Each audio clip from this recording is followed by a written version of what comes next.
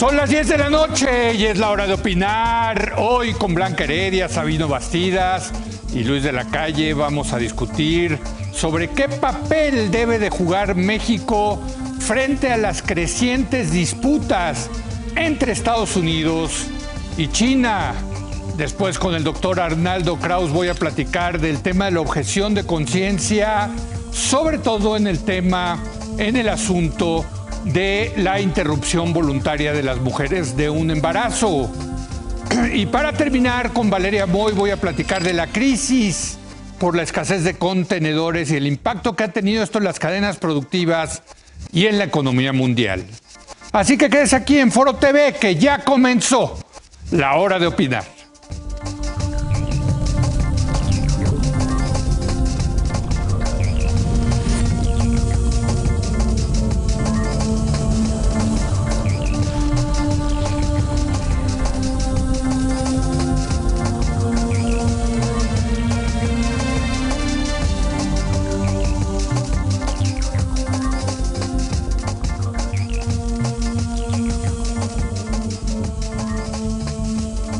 Muy buenas noches. Bueno, pues como usted sabe, cada vez hay más presiones, más enfrentamientos, más disputas, más pullas entre Estados Unidos, la potencia establecida, y China, la potencia emergente. Vamos a hablar hoy en nuestra primera mesa de qué papel debe de jugar México en esta disputa entre estas dos superpotencias.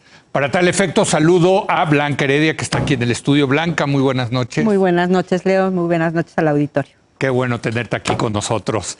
Gracias. Y vía remota está Luis de la Calle. Luis, ¿cómo estás? Muy buenas noches. ¿Cómo estás, Leo? Blanca, buenas noches. Y también Sabino Bastidas. Sabino, muy buenas noches. Hola, Leo. Muy buenas noches. Blanca, Luis, qué gusto saludarlos.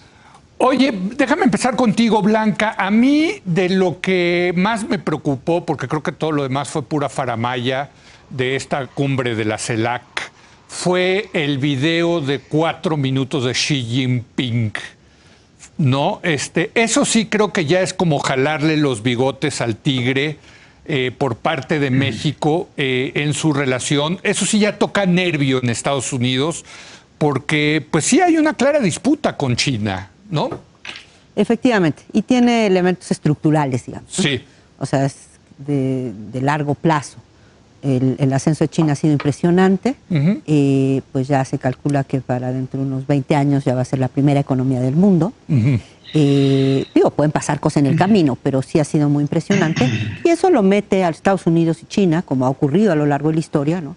La potencia dominante en un momento dado, que hace frente a la potencia emergente, normalmente, exacto, normalmente eso termina en guerras. Sí. Esperemos que esto no llegue a una guerra con muertos. Sí. Pero desde luego están en una ruta de colisión como inevitable. ¿Sí? No ayudó para nada la llegada de Donald Trump al poder y que le subió el volumen a la disputa, sobre todo en el ámbito comercial, y le impuso una serie de tarifas a las importaciones de China, y de ahí viene. Biden no ha tocado eso. Tampoco ha tenido mayor efecto positivo. Los efectos que buscaba Trump de que se regresaran las empresas norteamericanas a Estados Unidos no se ve que tenga tanto efecto positivo. Pero sin duda, desde mi punto de vista, y para decirlo rápido, la, digamos, confrontación creciente entre los Estados Unidos y China, pues abre una oportunidad para México. ¿Lo ves como una oportunidad? Claramente lo veo como una oportunidad. En la medida en la que pudiéramos pensar, por ejemplo, que pues algunas de las empresas norteamericanas que operan hoy en China o que operaban en China se hubieran podido trasladar a México. Pero para que esto ocurra, México tendría que ponerse la pila. Y mi impresión es que cada vez que hemos tenido una oportunidad, sea porque firmamos el Tratado de Libre Comercio en el 94, pues la aprovechamos, pero nunca del todo la aprovechamos, ¿no? En cambio, China cada vez que tiene una oportunidad la aprovecha a fondo, ¿no? O sea, cuando entra en 2001 a la Organización Mundial de Comercio, pues de hecho, México es uno de los países que más sufre el ingreso de China, porque se ralentizó, se volvió mucho más lento a la tasa de crecimiento de nuestras exportaciones, y como es de los poquitos motores que teníamos prendidos la economía mexicana, pues también cayó la tasa de crecimiento mexicana.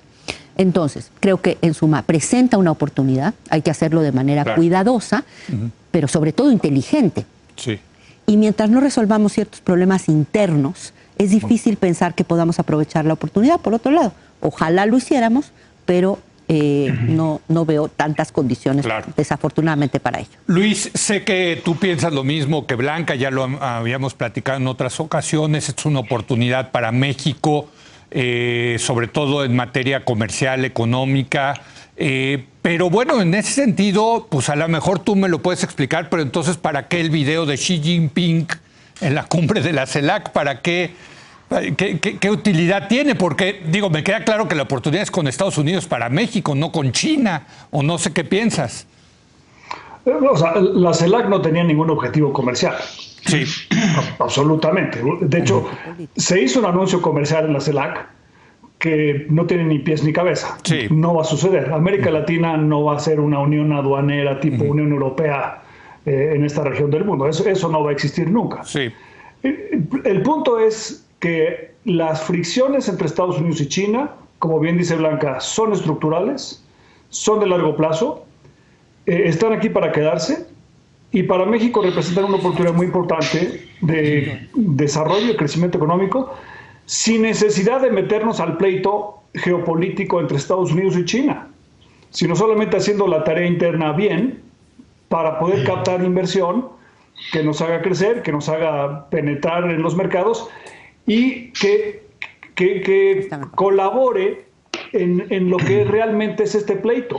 O sea, este es un pleito por el liderazgo tecnológico, no es por el déficit comercial. Exacto. Como planteó Donald Trump al principio. Tenemos un déficit comercial con China, necesitamos reducirlo. Estados Unidos no lo ha reducido mucho. El pleito es por quién va a tener el liderazgo tecnológico, porque eso tiene implicaciones muy serias en el ámbito económico, del liderazgo económico, en el ámbito militar, en el ámbito de la seguridad y en el ámbito del desarrollo de los nuevos productos en el mundo digital, ¿no? Entonces, la pregunta que tiene que hacer México son dos. Una, ¿voy a participar en el ámbito del desarrollo tecnológico? Y por lo tanto, apoyar a científicos mexicanos a generar más ingenieros, más valor agregado, más conocimientos en el país para transformar la forma en la que producimos en México y poder entonces realmente ser un jugador importante en la disputa por la supremacía tecnológica entre China y Estados Unidos, siendo parte de nosotros de América del Norte. Y el otro gran debate en el mundo es qué tipo de capitalismo vamos a tener en el siglo XXI. ¿El capitalismo de Estado a la China o un capitalismo con democracia liberal? Y a China se le gana en el mundo de las ideas. Por eso es mucho más preocupante la persecución al CONACYT, el no invertir en tecnología, el despreciar la técnica que tiene este gobierno muy arraigado. Perdón, no invertir en las Luis, condiciones. Perdón que te interrumpa ahí. No es la persecución al CONACYT, es la persecución del CONACYT. Por aquí el artículo es importante, creo, ¿no? Es la persecución al mundo científico. Exacto. Arropado en el CONACYT. Exactamente, exacto. Y digamos, con los problemas al interior del CONACYT. Pero digamos, si tú quieres mandar una señal de tu capacidad de competir, necesitas apoyar la creación de valor agregado a través del conocimiento. Y ese es el terreno donde al final del día hay una competencia que puede ser una competencia sana entre China y Estados Unidos y que para México es fundamental porque nos da la oportunidad de dar un brinco cualitativo. Ahora, cuando se dice, oye, es que no hemos visto beneficios de esto, yo difiero. En México ya tenemos beneficios muy claros de los efectos de la fricción entre China y Estados Unidos. Si tú vas al norte del país hoy en día, todos los parques industriales están operando al 100% de capacidad. En Monterrey, en Tijuana, en Juárez, etcétera. Y mucho de ello producto de inversiones que en otras circunstancias se hubieran dado en China. Y no solamente están viniendo las operaciones producto de la diversificación del riesgo chino por parte de empresas americanas e europeas, sino que empiezan a venir a México también algunos proveedores chinos siguiendo a sus clientes. Entonces, si el gobierno no tiene una visión, los únicos que se van a beneficiar de esto son los mismos de siempre. Nuevo León, Aguascalientes, Coahuila, Baja California, Sonora, y el resto del país se va a quedar milando, como dirían del otro lado del Pacífico, porque no hemos sabido invertir en crear las condiciones de energía, de desarrollo científico, de logística y de Estado de Derecho y respeto a los derechos de propiedad que permitan el desarrollo del sur del país. Y ahí es, digamos, el principal negrito en el arroz de que esta es una oportunidad histórica que probablemente, como decía Blanca, no aprovechemos cabalmente. Totalmente de acuerdo con lo que ha dicho hasta ahorita Blanca y Luis, pero no me han explicado para qué pusieron el video de Xi Jinping en la cumbre. ¿Para qué? ¿Qué utilidad política? Puedo entender, Sabino, que sea importante para los países de Sudamérica que tienen una relación hoy por hoy más intensa con China, pero no para México. En fin, por eso es meterse ahí entre las piernas de los, jalar de los gigantes de manera innecesaria, me parece, pero a lo mejor tú tienes otra lectura, Sabino. Mira, yo creo que estamos hablando del tema más importante de la geopolítica de todo el siglo. Totalmente. La relación entre una potencia ascendente y la potencia establecida, cómo se va a dar esto, y sobre todo que no tenga un desenlace bélico, que esto no termine en una guerra, que esto no termine causándole un daño a la humanidad. Y además en una coyuntura en la que necesitamos alinear los incentivos de la colaboración, necesitamos acercarnos a la idea de cooperación. La pandemia no podemos olvidar lo que ha pasado todos estos meses en términos de riesgo para el mundo. Y la pandemia es el ensayo general de la crisis climática, del cambio climático. Y Biden decía ayer en la Asamblea de las Naciones Unidas que esto no va hacia una guerra fría, y coincido con el presidente Biden. Yo creo que esto no va a ir a una lógica de guerra fría. Desafortunadamente hay muchos nostálgicos de la Guerra Fría en las élites norteamericanas, en la industria militar, en varios actores, pero y que además sacan raja de la Guerra Fría, porque te armas en el marco de la Guerra Fría, vendes submarinos, o sea, lo que acaba de pasar en todo este tongo en Francia, tiene beneficiarios claros en la industria militar norteamericana, y es parte de una agenda. Pero creo que tenemos que sofisticar un poco más el análisis. Desde mi punto de vista, la relación entre Estados Unidos y China es una relación muy interesante que hay que sofisticar. Aquí no hay aliados equivocados. Aquí no es ¿quieres a tu mamá o quieres a tu papá? No, nosotros somos claramente Norteamérica. Esta es nuestra piedra, estamos en este continente, este es nuestro lugar en el mundo, pero el mundo es mucho más sofisticado y eso exige una visión multilateralista distinta. Los propios Estados Unidos tienen una relación con China que no se parece en nada a la relación con Rusia. Es una relación comercial de interdependencia. Están mucho más relacionados. Yo estoy de acuerdo que me obligues a optar por Estados Unidos o por China. Pues sí, el día que se dispare la primera bala entre ellos, o el día que deje de correr el primer yuan o el primer dólar entre ellos. Pero esto no va a suceder en el siglo XXI. La relación comercial, financiera, la interrelación es mucho más profunda y muy grande. China hizo posible su crecimiento gracias a el dinero de los Estados Unidos y los intereses norteamericanos en China no tienen nada que ver con los que hubo en Rusia en el marco de la Guerra Fría. Por lo tanto, yo creo que hay que meterle hielo a esta lógica de la opción. Y en esta lógica de la opción, lo que yo creo es que un país como México, que tiene muy claros ante el mundo sus prioridades con Estados Unidos, tiene que diversificar, tiene que ampliar, tiene que construir otros puentes y eventualmente convertirse en un actor que no sea irrelevante, que pueda ser un puente entre estos titanes, porque estamos en una vecindad muy complicada y si no nos ponemos a trabajar, si no logramos cierta dignidad, si no desarrollamos el multilateralismo, nos van a arrollar. Creo que en este sentido hay que verlo, distinto a otras discusiones de micropolítica regional, pero la relación China-Estados Unidos yo creo que el planteamiento de guerras frías y sobre todo esta visión blanco-negro de opciones es totalmente equivocada en el siglo XXI en términos de relaciones internacionales. Muy bien, me parece muy interesante lo que dice Sabino, ¿no? Y en ese sentido ya empiezo a entender por qué pues hay que tener un piecito también y tener una buena relación con los chinos, ¿no? Bueno, sin duda. No, sin duda. En lo personal, a mí no me gusta porque, como decía Luis de la Calle, a mí me gusta el capitalismo, pero me gusta el capitalismo con democracia liberal, no el capitalismo de Estado con el Partido Comunista controlando el poder. Ahí también habrá que hacer tomar una opción, ¿no? A ver, pero aquí yo pienso que desde el punto de vista de las relaciones internacionales, lo que importa es el balance de poder. Sí. Más allá, digamos, del contenido específico que tengan los regímenes político-económicos en los distintos países. Sí. Y de hay otras conversaciones posibles diferentes a la democracia liberal de mercado vis-a-vis la no democracia, digamos, el capitalismo de Estado. Sí.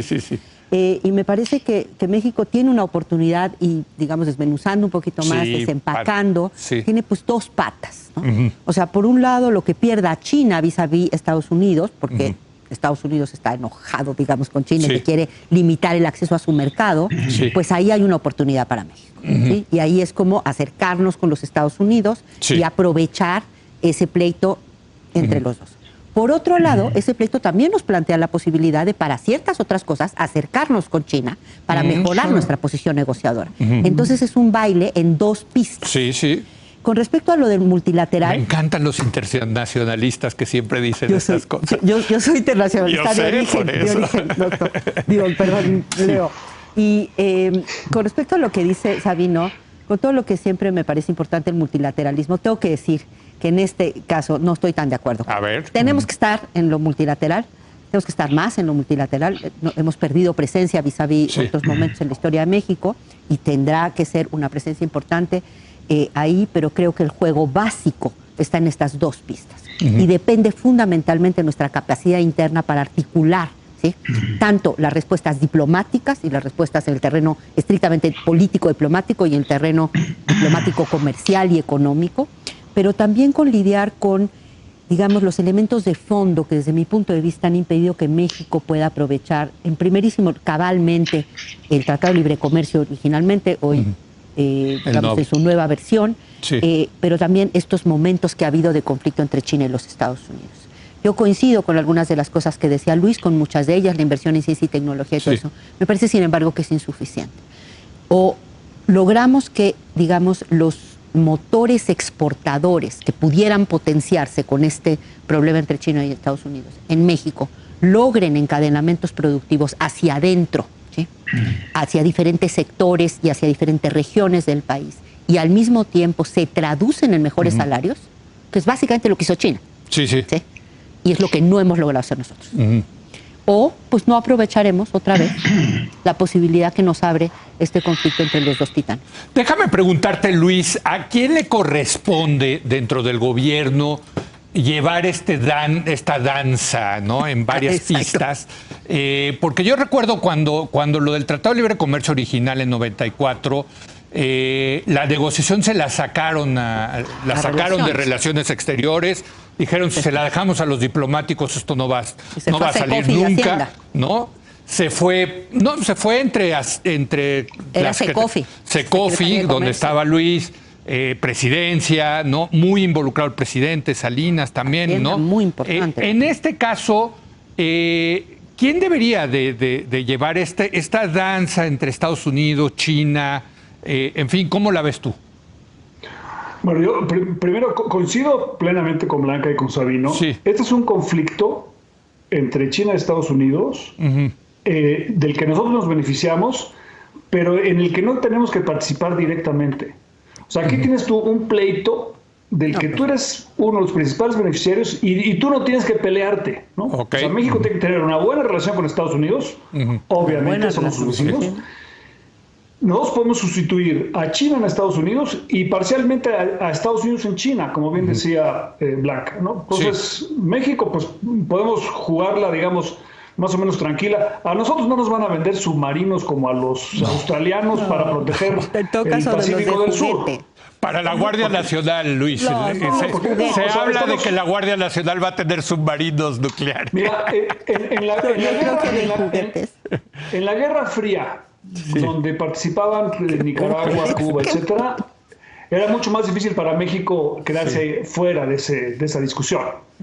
En un pleito transpacífico, México realmente geopolítica y militarmente tiene poco que aportar. Entonces es una situación ideal, porque tú te puedes beneficiar de este proceso si sabes hacer bien la tarea interna. La relación entre Estados Unidos y China es muy distinta de la de Estados Unidos y la Unión Soviética. Porque la Unión Soviética era una entidad económica en declive, que se colapsó económicamente y que no competía económicamente con Estados Unidos. En cambio, China... Pero sí militarmente. Sí militarmente, pero se acabó cayendo la parte militar porque no tenían el sostén económico. En cambio, China es una potencia económica y tiene una relación benéfica de intercambio con Estados Unidos. O sea, Estados Unidos también depende de China y China depende de Estados Unidos. Entonces, es un poquito distinto. El éxito de China, como bien decía Blanca, se debe a que China tiene la mejor proveeduría del mundo. Y si México quiere realmente ser un país altamente competitivo, donde haya beneficios muy importantes en toda la sociedad mexicana, en todas las regiones del país, y que impacte salarios y impacte la forma en que vivimos los mexicanos, necesitamos tener la integración de esas cadenas productivas en México. Pero eso se logra solamente si tienes, energía. En México no teníamos gas natural durante muchos años, no se invirtió en ello, y no podíamos producir, por lo tanto, plásticos. Bueno, pues las computadoras, televisores que hacemos todos en el norte del país, todas las resinas y el plástico vienen del extranjero. Tampoco puedes ser competitivo si no tienes forma de transportar las mercancías.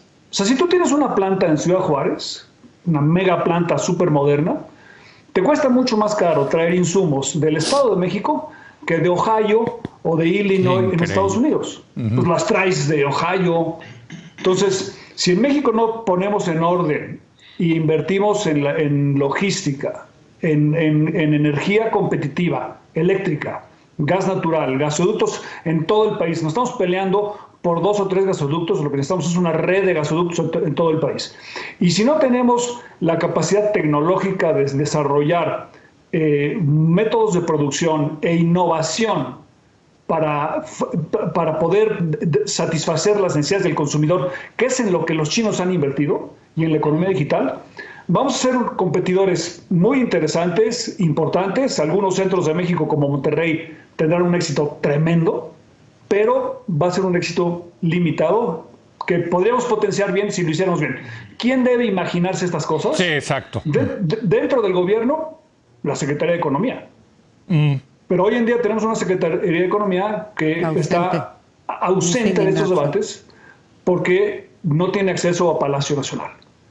Y en Palacio Nacional, el presidente de la República no tiene una visión de que México pueda ser exitoso.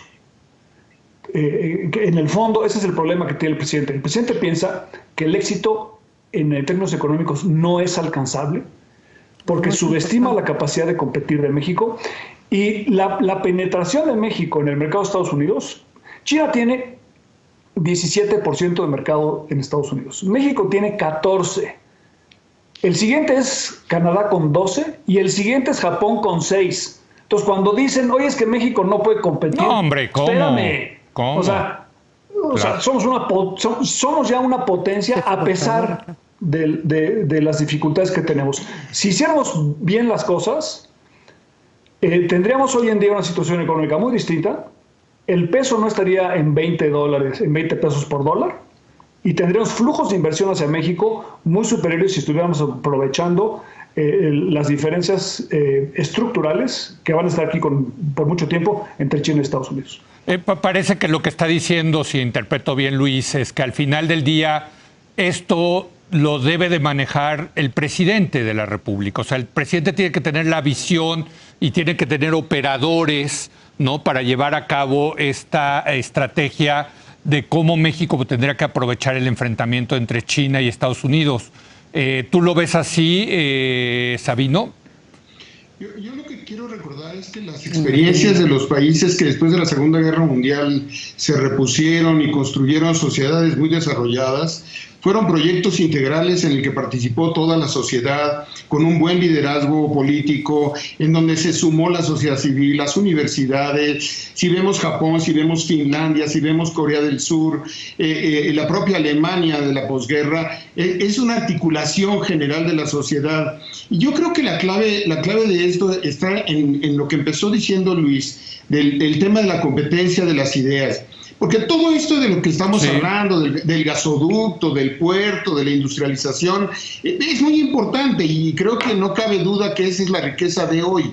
Pero la riqueza del siglo XXI, desde mi punto de vista, va a ser un tema tecnológico, un tema de ideas, un tema de educación, de alta sofisticación, de ciencia. Lo vimos con la pandemia. En la pandemia vimos el nudo que generó la fabricación de las vacunas, pero vimos el enorme valor agregado para la civilización humana de la creación científica de la vacuna en sí misma, no de la producción de la vacuna. Y yo creo que el mundo va hacia esta posibilidad, y eso se llama, en el lugar común, se llama educación, y pues tenemos que regresar a los básicos de una educación mucho más sofisticada. Los años que la pandemia nos va a quitar en términos educativos, la mala calidad de la educación, lo desorientada de nuestra educación, porque no es un tema cuantitativo, es un tema cualitativo. ¿Cómo orientamos a las personas a la innovación científica, a la capacidad tecnológica, a los temas más sofisticados de lo que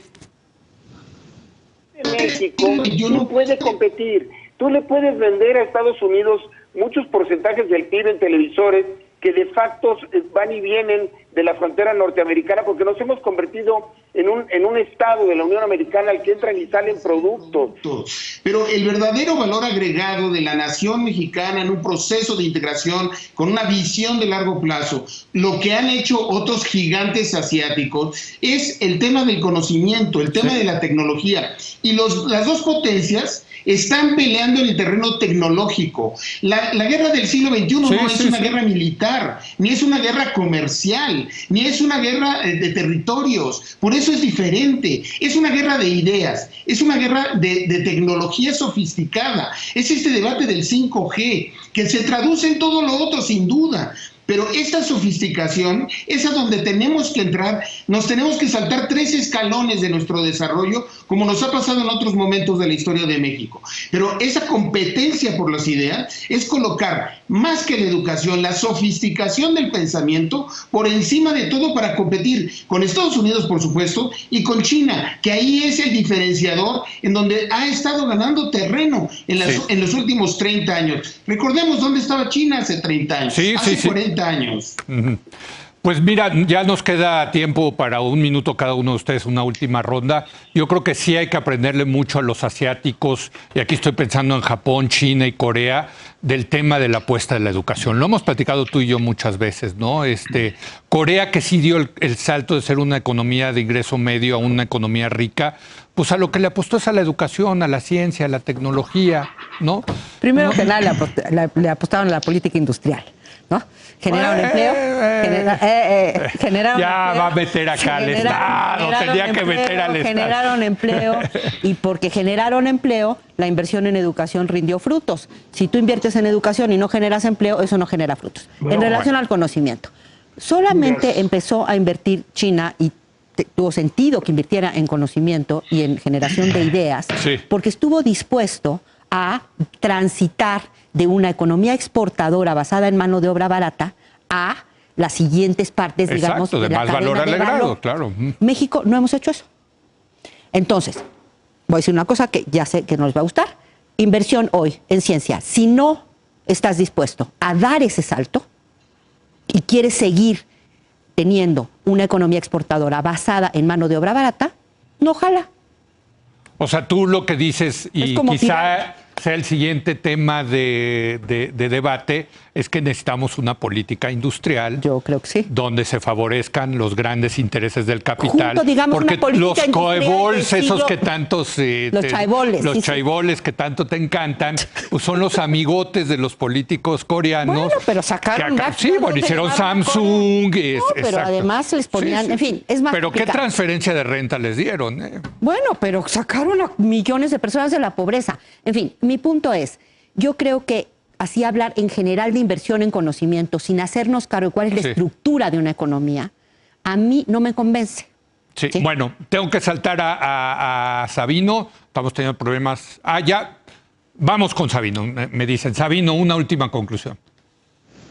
Obviamente creo que hay que regresar a la idea de una geopolítica de la colaboración.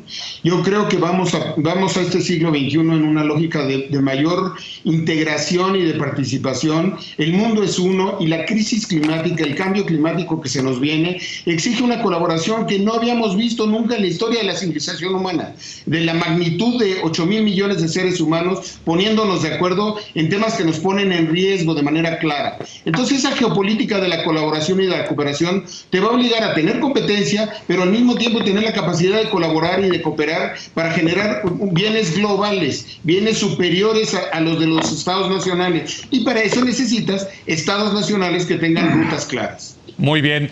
Luis, te toca cerrar. Ya te lanzó aquí el dardo Blanca de que necesitamos política industrial.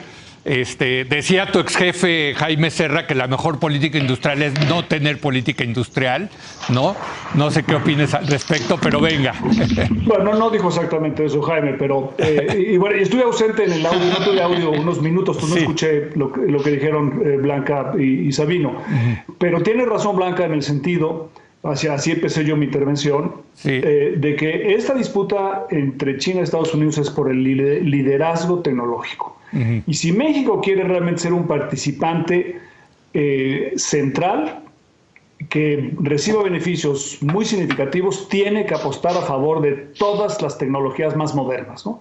La nanotecnología, la robótica, la economía digital, al desarrollo intelectual, a ganar con el cerebro, en el mundo de las ideas, en un ambiente de democracia liberal. Sí. El presidente de China en las últimas semanas ha impuesto restricciones muy importantes a las empresas de alta tecnología, porque en su afán de volverse un presidente de por vida en China y de tratar de controlar y centralizar el poder y las decisiones en China, le puede dar al traste al enorme progreso que ha hecho China en la materia científica y tecnológica, porque hay una cierta incompatibilidad entre el control político centralizado y el desarrollo tecnológico, que es siempre, por su naturaleza, difuso. El principal error que se hace cuando se habla de los grupos industriales en Japón, en Corea y en China, de cómo se beneficiaron del Estado y por eso hay que seguir ese modelo, es que en esos países todos los grupos industriales enfrentan muy importante competencia interna y externa. O sea, no están aislados de la competencia y florecen en un ambiente de competencia. Lo que está haciendo ahora Xi Jinping es limitar la competencia porque necesita el control político y por eso han bajado el precio de las acciones de todas las empresas de alta tecnología chinas. Eso es una oportunidad para nosotros tremendamente importante. Estoy completamente de acuerdo. Ahorita que hablaba Luis, me acordé de una anécdota que contaba un embajador mexicano en la Unión Soviética, donde la ciencia estaba centralizada por el partido, ¿no? Y le decía, fue a ver el embajador al ministro de Relaciones Exteriores y le dijo, mire, le voy a decir cuál es el problema aquí de la Unión Soviética. Yo tengo aquí estos dos teléfonos. Este teléfono lo levanto y hablo con la estación espacial que está allá arriba de nosotros. En cambio, agarro este teléfono para hablarle a mi mujer y no sirve el teléfono, ¿no? Esa es la diferencia. Te voy a dar una anécdota de Rosario Green. Sí. Que fue canciller mexicana muchos años y en una visita al presidente de Rusia. En la legislación mexicana se consideraba a la economía rusa como centralmente planificada. Sí. Y entonces le dice, oiga, señora secretaria, ¿ustedes consideran que Rusia es una economía centralmente planificada y por eso nos ponen cuotas de dumping? Déjeme decirle una cosa, la economía rusa es un desmadre. Así lo tradujo la intérprete. Así decían, ¿no?, los trabajadores de la Unión Soviética. Nosotros hacemos como que trabajamos y ellos hacen como que nos pagan, ¿no? Bueno, ya. Se acabaron las anécdotas. Gracias, querida Blanca. Gracias, querida. Gracias, Sabino. Gracias, Luis. Hacemos una breve pausa. Voy a hablar del tema de la objeción de conciencia y del tema de la interrupción voluntaria del embarazo. Regresamos.